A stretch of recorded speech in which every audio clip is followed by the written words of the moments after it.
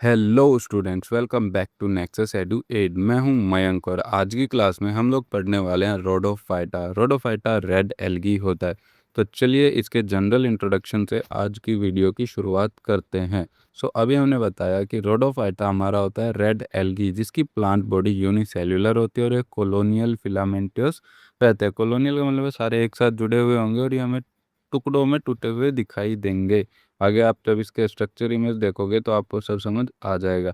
ये mostly marine होते हैं और फ्रेश वाटर में भी पाए जाते हैं। ये पत्थरों, चट्टानों और समुद्र की सतह के ज़्यादा नीचे नहीं, मतलब ज़्यादा गहराई में पाए जाते हैं, बट मोस्टली समुद्र के ऐसे किनारे पर पाए जाते हैं जहाँ पानी ज़्यादा गहरा ना हो। इनका कलर रेड क्यों होता है? तो इसका कारण होता है कि इसमें फाइकोबिलिन प्रेजेंट होता है। फाइकोबिलिन एक ऐसा पिगमेंट होता है जिसके कारण इनका कलर रेड होता है। फाइकोबिलिन के अलावा इनमें क्लोरोफिल ए, क्लोरोफिल डी भी पाए जाते हैं।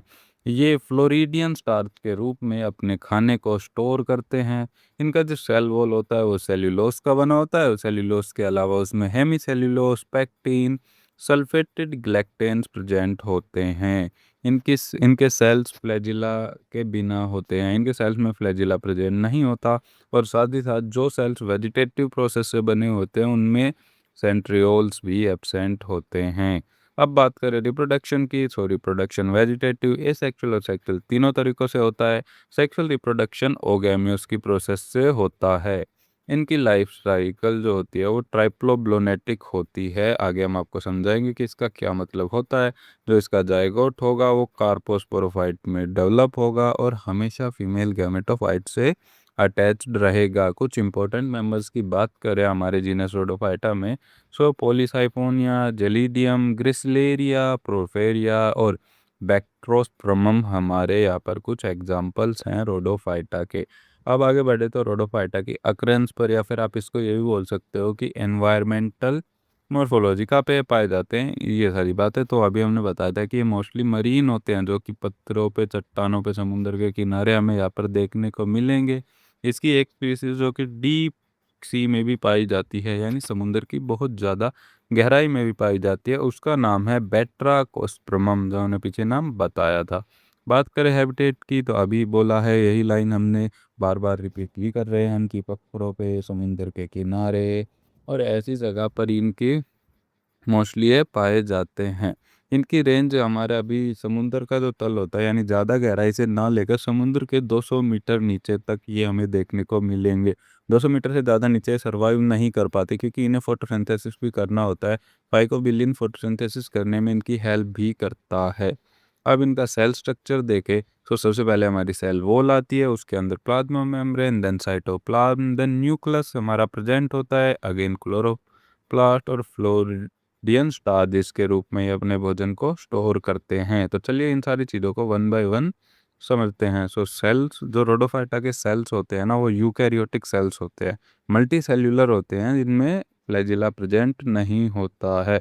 इनकी सेल वॉल में सेल्यूलोज प्रेजेंट होता है, पेक्टिन, हेमीसेल्यूलोज और सल्फेटेड ग्लैक्टोन्स भी प्रेजेंट होते हैं। इनके जो सेल्स है वो आपस में कनेक्टेड होते हैं पिट कनेक्शन के द्वारा। तो प्रोटोप्लाज्म होता है वो प्लाज्मा मेम्ब्रेन से बाउंडेड रहता है। इसका एक सिंगल और बड़ा न्यूक्लियस प्रेजेंट होता है। इसमें साइटोप्लाज्म पेरिटल होता है, उसके अंदर ही हमारे फ्लोरिडियन स्टार्च प्रेजेंट होते हैं। साथ ही जो वैक्यूल्स होते हैं वो इसमें एब्सेंट होते हैं या फिर बहुत ही ज़्यादा छोटे होते हैं। अब हम देखते हैं रोडोफाइटा की रिप्रोडक्शन, लाइक ये रिप्रोड्यूस कैसे करते हैं, कैसे अपनी जनरेशन को आगे बढ़ाते हैं। तो हमने बात किया था ये 3 तरीके से रिप्रोड्यूस करते हैं: vegetative reproduction, sexual reproduction and asexual reproduction. Vegetative reproduction में हमने बात की थी पीछे कि ये फ्रेगमेंटेड है, फ्रेगमेंटेशन करते हैं। इनका वो हिस्सा टूट के अलग हो जाएगा और अलग अलग हिस्से बड़े बड़े पेड़ बना देंगे, जिसका मतलब है कि फ्रेगमेंटेशन के थ्रू वेजिटेटिव रिप्रोडक्शन करेंगे। एसेक्सुअल रिप्रोडक्शन में ये नॉन मोटाइल स्पोर्स बनाते हैं, स्पोरेनियम ब्रस्ट होता है, मोनोस्पोर्स, टेट्रास्पोर्स और कैरास्पोर्स आपस में फैल जाते हैं और न्यू प्लांट का जन्म होता है। सेक्सुअल रिप्रोडक्शन ओगैमियोस होता है, लाइक इसमें मेल गैमेट होते हैं जिसको स्पर्मेटिया बोलते हैं, फीमेल गैमेट होते हैं जिसको कार्पोगोनियम बोलते हैं। देन फर्टिलाइजेशन कार्पोगोनियम में होगी और आफ्टर फर्टिलाइजेशन डाइप्लोइड कैरास्पोर्स फॉर्म होगा। कैरास्पोर्स होने पीछे बताया था कि जो जाइगोट होता है वो कैरास्पोर्स की फॉर्म में डेवलप होता है और केरास्पोर से हमारा न्यू प्लांट बन जाएगा। अब हम इसका एक एग्जांपल देखते हैं जो एग्जाम पर्सपेक्टिव से बहुत ही इम्पोर्टेंट है। बाकी के आप सिर्फ नाम याद कर लोगे चल जाएगा, बट इसकी आपको कंप्लीट मॉर्फोलॉजी, कंप्लीट रिप्रोडक्शन सब कुछ पढ़ना पड़ेगा। लाइफ साइकिल पे 8 नंबर का क्वेश्चन आता है। सो चलिए पढ़ते हैं पॉलीसाइफोनिया। पॉलीसाइफोनिया क्या होता है अभी बताया। पॉलीसाइफोनिया डिवीजन रोडोफाइटा के अंदर आने वाली एक रेड एल्गी होती है, जो कि बहुत ही ज़्यादा कॉमन और सबसे ज़्यादा पढ़ी जाने वाली स्पीसीज है क्लास फ्लोरिडिया फाइसी के अंदर।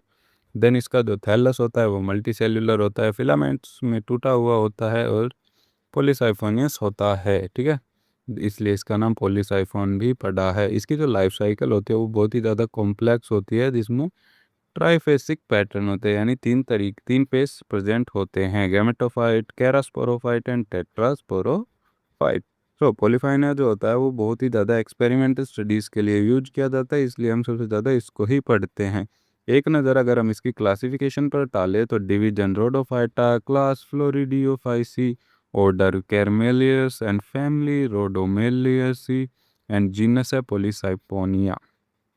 आगे हम इस पे नज़र डालें इसकी मॉर्फोलॉजी पर, आप इसका स्ट्रक्चर देख सकते हो, आपके पर फ्रेगमेंट्स शो हो जाएंगे। पॉलीसाइफाइनिया जो होता है वो वेल डिफरेंशिएटेड होता है, मल्टी सेल्यूलर होता है, और इसमें थैलस जो होता है वो अभी बताया हमने फ्रेगमेंटेड होता है। थैलस किससे अटैच्ड होगा? होल्ड फास्ट है। होल्ड फास्ट हम पिछली क्लासों में पढ़ चुके हैं कि रूट लाइक स्ट्रक्चर होते हैं जो सबस्ट्रेटम के थ्रू अटैच्ड होते हैं मेन प्लांट बॉडी से। थैलस क्या क्या करेगा, एक मेन एक्सिस जिसको हम तना बोलते हैं, स्टेम बोलते हैं, एक मेन एक्सिस होगी और बहुत सारी ब्रांचेस होगी।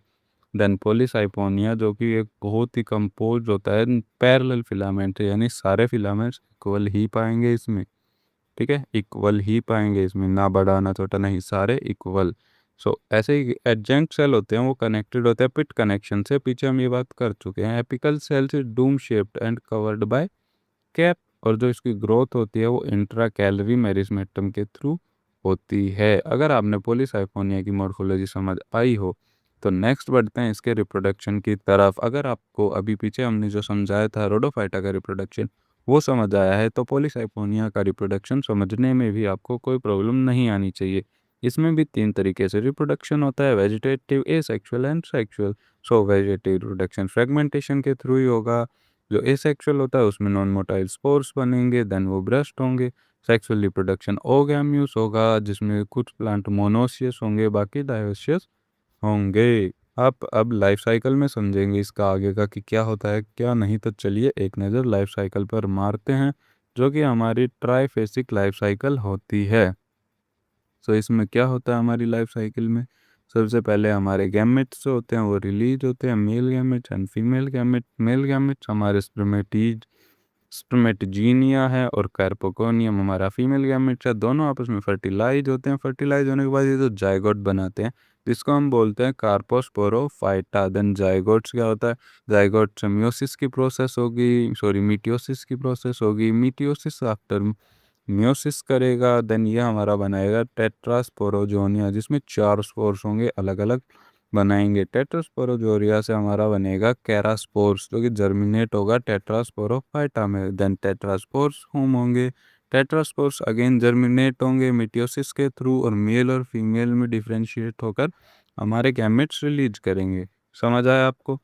अगर समझ नहीं आ रहा हो तो आप इस चीज़ का स्क्रीनशॉट ले सकते हो, क्योंकि हमने बिल्कुल डिटेल में पॉइंट बाय पॉइंट समझाया हुआ है, इसमें कुछ एक्स्ट्रा चीज़ ऐड नहीं की गई है। अब लास्ट में इस चैप्टर में हमने आज कंप्लीट स्टडी की है रोडोफाइटा के जनरल कैरेक्टर्स, उसका सेल स्ट्रक्चर और उसमें रिप्रोडक्शन कैसे कैसे होता है। देन हमने रोडोफाइटा का एक एग्जांपल पॉलीसाइफोनिया पढ़ा। सेम हमने पॉलीसाइफोनिया के कैरेक्टर्स, उसकी मॉर्फोलॉजी, रिप्रोडक्शन एंड देन साइफोनिया की लाइफ साइकिल पर एक नज़र डाली। और अगर आपको ये वीडियो कुछ भी हेल्पफुल लगी हो तो वीडियो को लाइक ज़रूर करें। हम हमारी वीडियोस में क्या सुधार कर सकते हैं कमेंट करके हमारी हेल्प ज़रूर करें। बाकी अगर आपको ये वीडियो पसंद आई हो तो वीडियो को लाइक करें, नेक्सस एडुएड को सब्सक्राइब करें, क्योंकि नेक्सस एडुएड ऐसी ही हेल्पफुल वीडियो आपके लिए रोज़ लाता रहेगा। Thank you guys for supporting us. Radhe Radhe.